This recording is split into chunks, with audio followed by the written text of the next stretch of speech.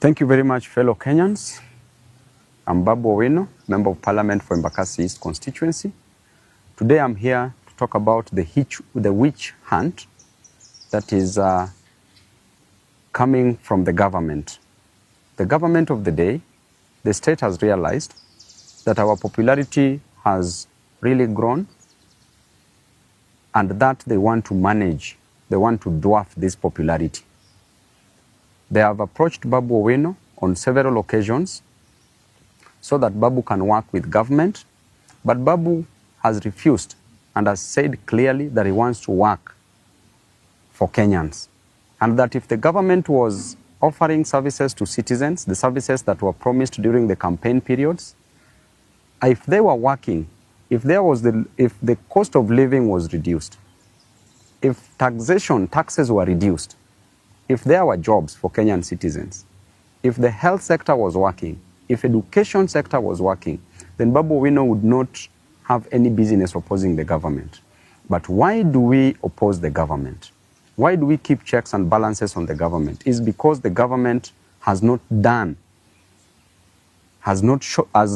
shown any effort to solve these issues of concern that I am raising. And therefore, because of that reason, there is a meeting that was held last week, a meeting that involved serious stakeholders in this country, and they were asking how Babu Owino can be put down, how Babu Owino can be managed. Some proposed that Babu Owino should be approached, bought, bribed, so that he can support the government. Some came with an idea that Babu Owino should be dealt with perpendicularly, that they should send the Ethics and Anti-Corruption Commission to our offices to come and besmirch the good name of Babu Owino. And therefore, I was reliably informed, information from very serious sources, that this week EACC was to come visit us at our offices in Donholm, Greenspan Mall, second floor. If not this week, then next week they are to come, or any other time that they will deem fit. And the intention is very clear, that we need to put Babu down. We need to tell the public that there are corruption allegations in Embakasi East office. And I want to tell you clearly that the Auditor General produced a report for all the constituencies, the 290 constituencies in this country. And the lady, you know how she works, she can't be bribed. If the government cannot bribe her, then Babu Owino automatically cannot bribe this lady, and she's been doing a great job. And the report was clear, and I want to read to Kenyans this report from the Auditor General. I want to go to the conclusion because this is a public document. Report on lawfulness and effectiveness in use of public resources. Conclusion. As required by Article 229, Sub-Article 6 of the Constitution, based on the audit procedures performed, except for the matter described in the basis for conclusion on lawfulness and effectiveness in use of public resources section of my report, I confirm that nothing else has come to my attention to cause me, the Auditor General, to believe that public resources have not been applied lawfully and in an effective way. If this report came from the Auditor General and it is a public document, then why does the government want to use EACC to come and intimidate Babu Owino? I want to tell the EACC that you are an independent body. Do not get involved in this politics.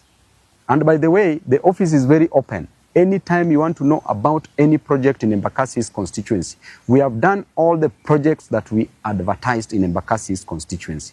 And there is a clear procedure on how the tenders are awarded in any public office. All the procedures as confirmed by the funds manager, as confirmed that all the procedures were followed. There is no any conflict of interest. None of my companies has been awarded any job in Embakasi's constituency. None of my friends' companies has been awarded in Embakasi East constituency because there's a laid down procedure on procurement process. And in the procurement process, in that committee, there's a person that comes from the public works. Public works is an appendage of the national government. There's a person that comes, there's a procurement officer that comes from Nyayo House under the Ministry of Interior. That is Office of the President directly. Who determines who is to be given what? And in this country, if you are in opposition, there's nothing you can influence, even if you wanted to influence. And therefore, if the government wants to come for me, I want to tell you that you've come for me severally. This is not any news to me.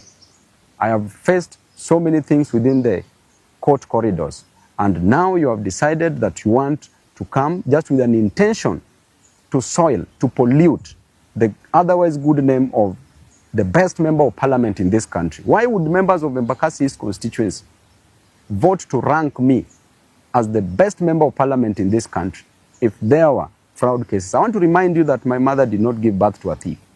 I did not come to Nairobi to steal money for Embakasi East constituents. I did not come to Nairobi to frustrate my people or Kenyans. I came to Nairobi to study, and I got a job as a member of parliament for Embakasi East constituency. And therefore, my work in Nairobi is to work for my people. My work in Nairobi is to ensure that my people goes to school. Our children goes to school. And there is no any constituency in this country that gives bursary in the most transparent way like Embakasi's constituency.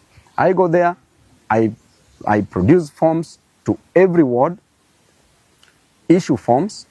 This other one, 2024, 2025, we had 25,000 applicants. I went back with checks, issued checks to some of the constituents. The ones who are remaining, I promised that I will not go back to issue forms until I go back with the checks. That tells you clearly I got there at 8 a.m. in the morning during the issuance of bursary checks. I do them personally on the pitch, on the field. So there is nothing. So EACC, we know the officers that are being used, both at the national level and at the county level. You need to start investigating the county of Nairobi where money is stolen on a single second, single minute, single day, single month. Money is stolen, money is lost from the county. Do not come to disturb people in Embakasi's constituency. And if you want to come, go and check all the projects. Look at the Donholm Secondary School. Perfectly done. Look at Tasia that you want to stop now that you don't want us to build.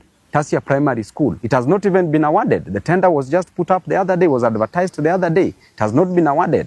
And now we are being informed that you want to stop the construction of that school. Why would you do that? Why are you an enemy of progress as a government? We were elected to work, and I was elected by my people to work, and I have an independent mind to work. I will not suspend my brains to support any other person, no matter how much you coerce me. It doesn't matter. There are people that you can coerce, there are people that you can put pressure on, but you can never put pressure on me. I know where I'm going, and I will reach there no matter what. It doesn't matter. And I want to tell you, the EACC, keep off this war. This is not your war. Don't be used, don't be misused, don't be abused into doing things that is not within your mandate. Right now, why don't you go and consult with the Auditor General on this report? Why do you want to come and intimidate people in Embakasi's constituency? And after all, the much you can do is just to take somebody to court. What else can you do? So mwachane na upuzi na ujinga mingi watu wa EACC. Thank you.